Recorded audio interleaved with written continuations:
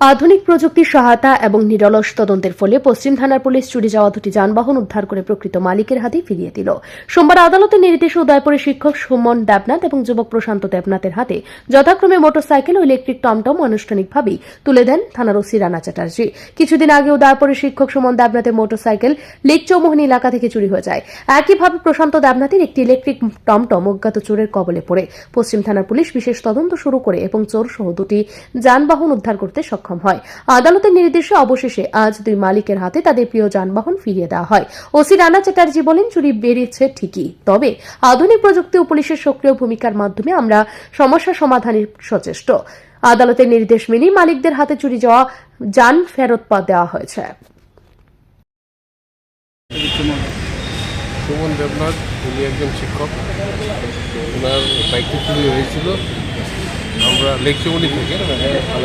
তার পরবর্তী সময় আমরা এই বাইকটি উদ্ধার করতে সক্ষম হয়েছি, চোরকেও আমরা গ্রেপ্তার করেছি। চোর বর্তমানে জেলে আছে। তো আজকে আদালতের আদেশ শুনে আমরা ওনার বাইকটি আমরা আজকে অফিসিয়ালি ফিরিয়ে দিচ্ছি সুমনবাবুর কাছে, আর প্রশান্তবাবু ওনার অটোটাও আমরা আজকে ফিরিয়ে দিয়েছি।